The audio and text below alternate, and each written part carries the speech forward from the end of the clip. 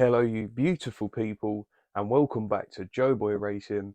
In today's video I'm going to be giving you a couple of fancies that I have at Ascot on the Saturday, as well as there's a couple of fancies I have in France as well, but we'll get to those later, as well as a couple of talking points that I just want to go over just to get your guys' thoughts on them.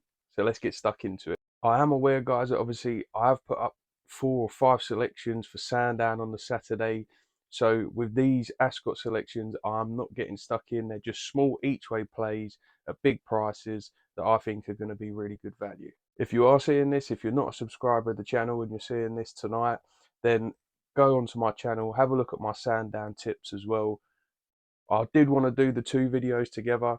However, the prices weren't out yet for all of the races that I wanted to have a little each way go at Ascot, as well as the ones over in France. So that's why I've done the 2 separate videos. The first one that I fancy comes in the 240 at Ascot. There's a horse in here that I like called Mr. Bluebird. You can currently get 20 to 1 about it at time of recording with 5 places.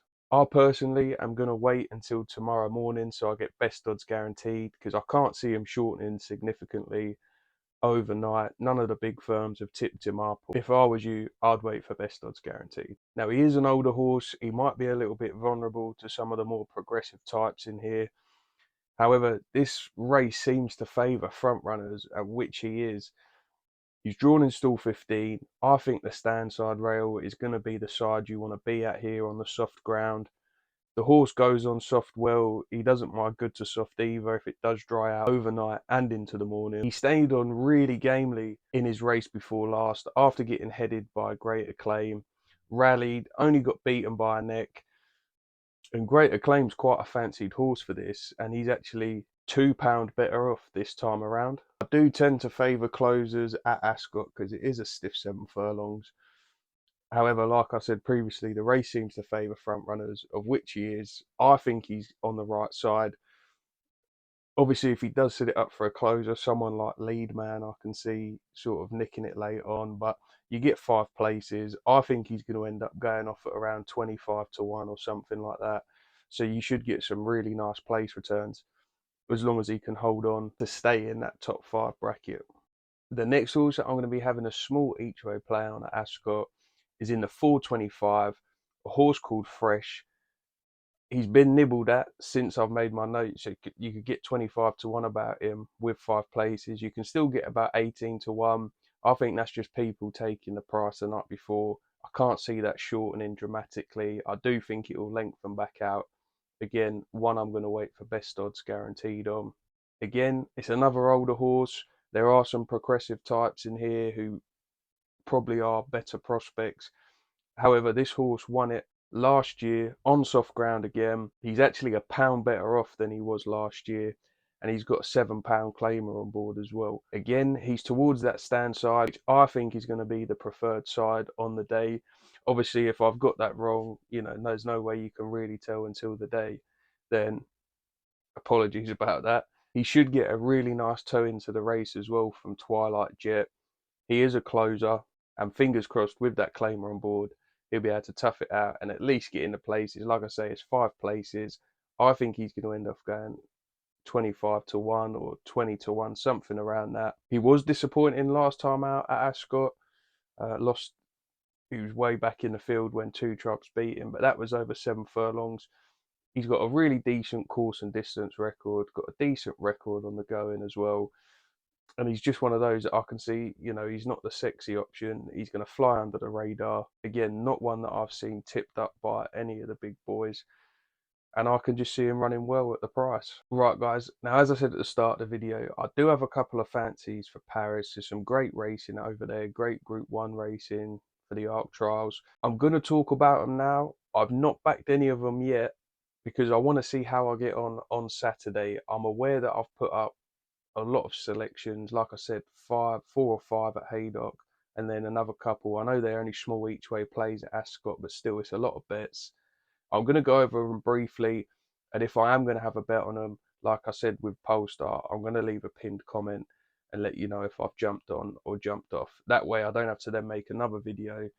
You guys don't want to see my ugly mug again making another video, so I'll touch on them briefly now, and then put a pinned comment if I back them, and then it's up to you guys if you want to follow me in or not. So the first one that I fancy comes in the 133 at Paris Longchamp, or if you're French, Paris Longchamp. The one that I like here is a horse called Arrow Eagle. He's currently about 12 to 1. I would want him to be a bigger price than that, to be honest, if I do go in on him, which I think he will be. He's not raced for 98 days, which is a little bit of a concern.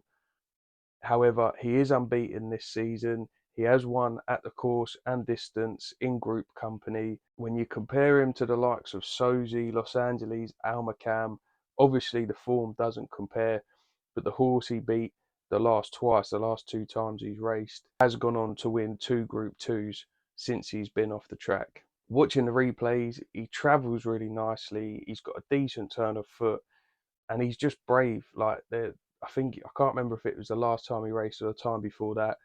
There was a tiny little gap. He's gone for it. He wasn't afraid. Marched his way to the front. Ended up winning by a length from a short-priced Aga Khan horse. And I'd just fancy him to outrun his odds, even if he only does manage to get in the placings. I think out of the field, he is probably the value angle. Now, for my subscribers, I'm sure you knew I was going to mention this one in the 325. My favourite filly in training. I'm probably this horse's #1 biggest fan. I'm not going to put Whirl up because it's 5 to 6. You know, I don't even think I've ever put up an evens horse, because obviously I put up Well Anti-Post last time, and then I think you could get 6 to 5 about it, or some sort of positive odds at Goodwood last time out. But it'd be wrong of me not to tell you I'm backing him. I only ever tell you about horses that I've personally backed myself. I don't just put them up for the sake of it. But like I say, I'm not going to put this one up because I hate people that put up odds on favs as tips, because it's not really a tip, is it? Like, anybody and their uncle could just go and pick an odds on fav and expect it to win. So I'm going to be backing Well myself, because I absolutely just love her. She's going to win. Now, the last one on the Sunday at Paris, in the 4 o'clock, there's a horse called Nitoir in this. He's currently 14 to 1 with the 3 places. I think, again, he's one of those ones that's going to drift out a little bigger. The reason I like this horse, he actually beat the short price favourite Lefard or whatever it is earlier on in the season, over a different distance. To be fair, Lefard has improved for that step up. But I think this horse, who is unexposed at the trip, is also going to improve stepping up. And I think of the ones that are away from the head of the market, that it's the most interesting prospect. Now, Basically Roller is in this race as well, a horse I've put up previously. However, that form with De Riz obviously didn't work out the best, and I actually think the ground's going to dry out at Paris a lot more than what people are expecting. I think currently it's saying it's soft. I think by the time of race day, it's probably going to be good to soft in the description, which we all know is actually probably just good ground. So I don't think it's going to be quite soft enough for Basically Roller. However, this Nitoir has run well on a French good to soft description before, so shouldn't have a problem with the ground. Right, so the French racing brings us on nicely to a couple of the talking points that I wanted to get stuck into. I've left them till the end of the video because I know obviously some people just want to hear the tips or whatever, so that's absolutely fine. I just wanted to mention how disrespectful I think it is of Aidan O'Brien to just immediately give Christophe Soumillon the top rides at Ballydoyle over Wayne Lordan. I mean, the geezer's gone and won a derby on the outside of Lambourne, rid well to almost perfection in the Oaks as well at Epsom. He's just a really good jockey. I feel like it's really disrespectful, and that Christoph should be getting the secondary rides. And obviously he needs to keep him sweet, and he probably is a better jockey than Wayne Lordan, but you know, he's a second string jockey. He's been waiting ages for this sort of gap to appear, or to have a chance to prove that he can do it on the good uns, because sometimes he does it on what they think is the second string and goes and beats Ryan Moore. You saw that with Scandinavia at Goodwood as well, and I just think it's really harsh. Like, if I was Wayne, I'd be really annoyed with that. And obviously he probably doesn't care because he is such a professional he always does exactly what's asked for him for Ballydoyle. But I just feel like with that gap opening up, they could have just said, yeah, go on, Wayne, we believe in you. Go and do the business. We know you can do it. So maybe I'm having a bit of a moan up or whatever, but I just thought it'd be interesting if you guys could comment down below and let me know what your thoughts are about that. Again, speaking about Ballydoyle takes me nicely into my second point that I wanted to just get your guys' opinion on. I don't know if any of you saw the Aidan O'Brien interview where he's talking about his string for the upcoming Irish Champions Festival, and he was saying that he hopes Ombudsman goes, and he actually said that John Gosden likes to whinge a little bit, which I thought was absolutely hilarious because I've never known Aidan O'Brien to get involved with any sort of antics like that, which I fully agree with as well, by the way. Because if you saw his comments, he said about, oh, Ombudsman doesn't want to get involved with 4 pacemakers or whatever he said, and that it's a short straight and that he wants to freshen him up before bigger things. And he could have just left it at that. You know, he didn't have to mention about the 4 pacemakers from Ballydoyle. And I know they do that, but obviously John Gosden done exactly the same thing in the Juddmonte. So it's like, how can you complain about it? But yeah, I just thought that was this little battle, this little feud. They're both living rent free in each other's heads, I thought. So yeah, let me know what you think about that.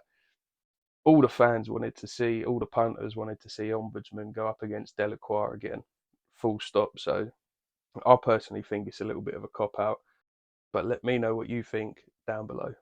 Right, so that's my small each way fancies that I have at Royal Ascot at big prices tomorrow on the Saturday, as well as 2 potential backs that I may have at Paris on the Sunday as well. I know you're probably thinking, oh, why aren't you just putting them up and saying, yeah, you're going on them? Well, I'm aware that I've put up obviously a lot of tips on the Saturday.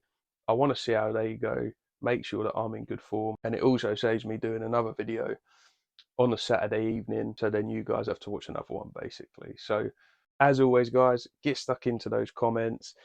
If you like the video, give me a like. If you're new here, hit the subscribe button. I'll be doing all of the big racing coming up, as well as any fancies that I have in the week. Always put up my tips or my bets. I never put up anything that I haven't backed myself, for better or for worse. I will just say again, if you are new here, I have put up my tips for Haydock as well in a previous video yesterday. So head over to the channel, check that out, and you can follow me in if you like my reasoning.